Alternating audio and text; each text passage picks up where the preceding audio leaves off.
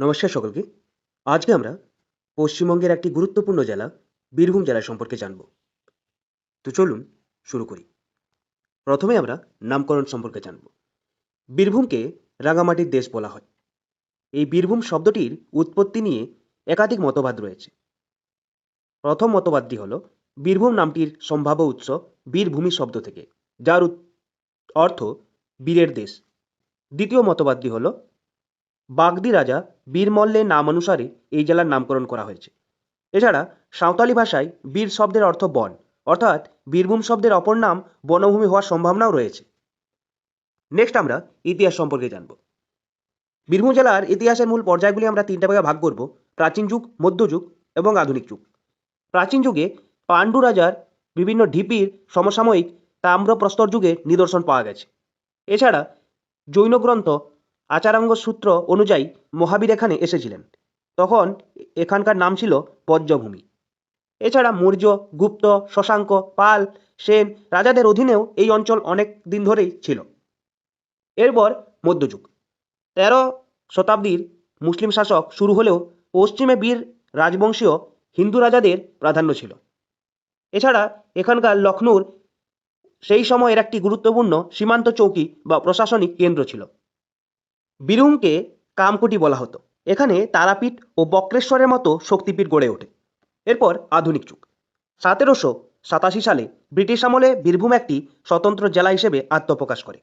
১৮৫৫ সালে সিধু কানুর নেতৃত্বে যে ব্রিটিশ বিরোধী আন্দোলন গড়ে ওঠে, তার একটি অন্যতম কেন্দ্র ছিল এই বীরভূম জেলা। তাছাড়া ১৯০১ সালে শান্তিনিকেতনে আশ্রম এবং পরে বিশ্বভারতী প্রতিষ্ঠা করে জেলাকে বিশ্বজুড়ে পরিচিত দেয় রবীন্দ্রনাথ ঠাকুর। তো এই হলো বীরভূম জেলার ইতিহাস। নেক্সট আমরা ভৌগোলিক অবস্থান সম্পর্কে জানব। বীরভূম ভারতের পশ্চিমবঙ্গ রাজ্যের একটি অন্যতম জেলা। এই জেলাটি বর্ধমান বিভাগের সর্ব উত্তরের জেলা। এর আয়তন ৪,৫৪৫ বর্গ কিলোমিটার। বীরভূম বর্ধমান বিভাগের অন্তর্গত একটি জেলা। এটি মূলত ছোটনাগপুর মালভূমির উত্তর পূর্ব প্রান্তের একটি অংশ। এর অক্ষাংশগত অবস্থান হল 23°32' উত্তর থেকে 24°35' উত্তর অক্ষাংশ পর্যন্ত, এবং দ্রাঘিমাংশগত অবস্থান হল 87°5' পূর্ব থেকে 88°1' পূর্ব দ্রাঘিমাংশ। এই জেলাটির আকৃতি অনেকটা ত্রিভুজের মতো। এরপর আমরা চতুর্সীমা দেখব। দেখুন, বীরভূম জেলার উত্তরে ঝাড়খণ্ড রাজ্যের দুমকা এবং পাকুড় জেলা রয়েছে, এবং পশ্চিমবঙ্গের মুর্শিদাবাদ জেলা। দক্ষিণে পূর্ব বর্ধমান এবং পশ্চিম বর্ধমান জেলা, যা অনেকটাই অজয় নদ দ্বারা বিচ্ছিন্ন হয়ে গেছে। এবং পূর্ব দিকে পশ্চিমবঙ্গের মুর্শিদাবাদ জেলা রয়েছে, ও পশ্চিম দিকে ঝাড়খণ্ডের দুমকা এবং জামতারা জেলা। তো এই হলো বীরভূম জেলার চতুর্সীমানা। নেক্সট আমরা ভূপ্রাকৃতিক সম্বন্ধে জানব। জেলার পশ্চিমাঞ্চল ছোটনাগপুর মালভূমির অংশ, যা কিছুটা ঢেউ খেলানো এবং অনেকটাই পাথুরে।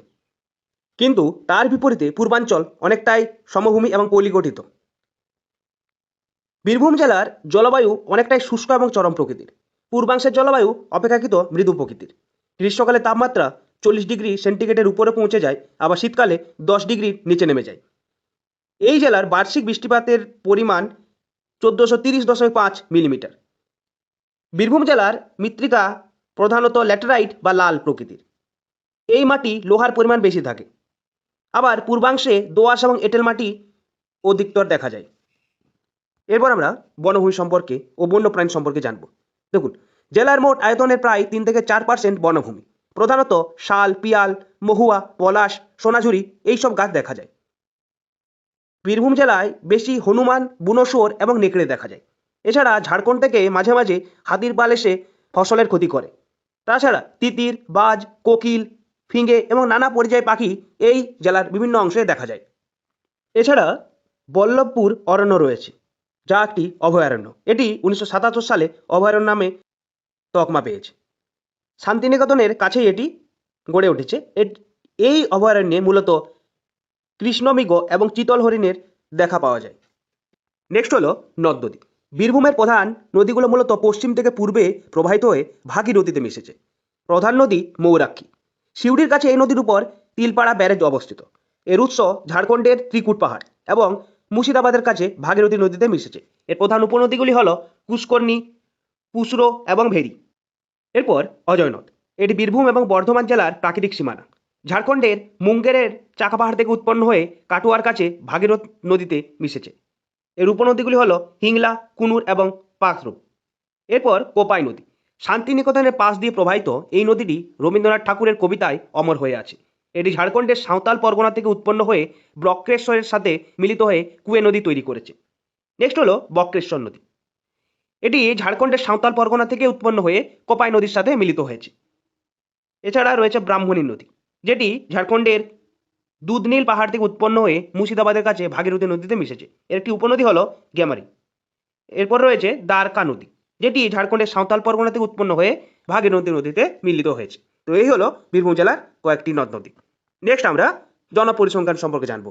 এই জনপরিসংখ্যান প্রত্যেকটি তথ্য 2011 সালের জনগণনা অনুসারে নেওয়া হয়েছে।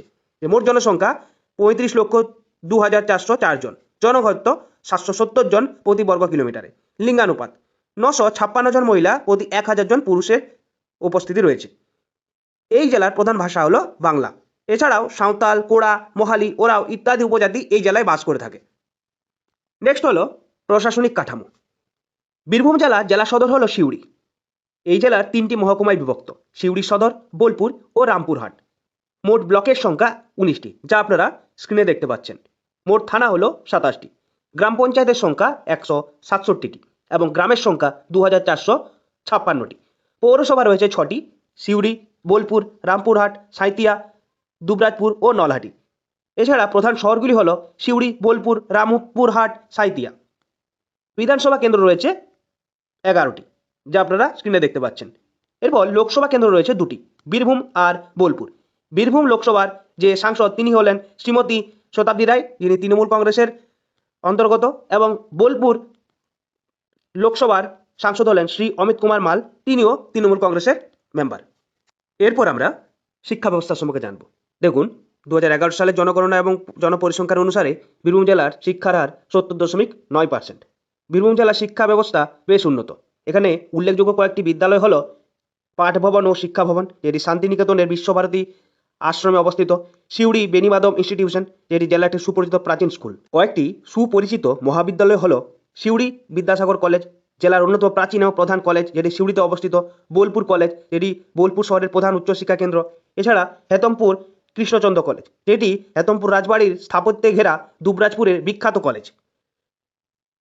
এই জেলায় 2টি বিশ্ববিদ্যালয় রয়েছে। একটি কেন্দ্রীয় বিশ্ববিদ্যালয়, যা হলো বিশ্বভারতী বিশ্ববিদ্যালয়, এটি 1921 সালে রবীন্দ্রনাথ ঠাকুর দ্বারা প্রতিষ্ঠিত, যা শান্তিনিকেতনে অবস্থিত। এছাড়া বিশ্ব বাংলা বিশ্ববিদ্যালয়, এটি বোলপুরে অবস্থিত, এটি একটি নবগঠিত রাজ্য বিশ্ববিদ্যালয়।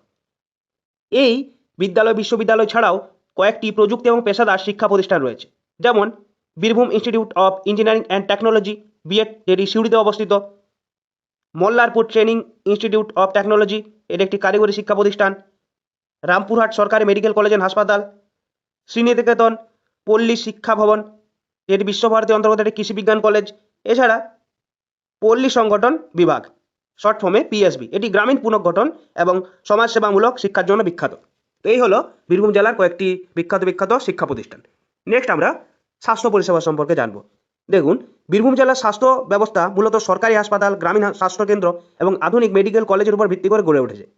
প্রধান মেডিকেল কলেজ এবং হাসপাতালগুলি হলো রামপুরহাট সরকারি মেডিকেল কলেজ এবং হাসপাতাল, এটি জেলার উন্নত মানের চিকিৎসা এবং গবেষণার জন্য সবথেকে বড় ও আধুনিক চিকিৎসা কেন্দ্র। এছাড়া সিউড়ি সদর হসপিটাল, বোলপুর মহকুমা হাসপাতালও জেলার উন্নত এবং গুরুত্বপূর্ণ হাসপাতাল।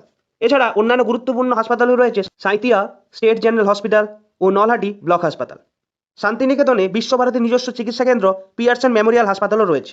এছাড়া বক্রেশ্বরের উষ্ণ প্রস্রবণ একটি প্রাকৃতিক চিকিৎসার জন্য প্রাচীনকাল থেকে পরিচিত। জেলার 19টি ব্লকেই ব্লক প্রাথমিক স্বাস্থ্যকেন্দ্র এবং গ্রাম স্তরে অসংখ্য উপস্বাস্থ্যকেন্দ্র রয়েছে। এরপর আমরা কৃষি ও শিল্প সম্পর্কে জানব।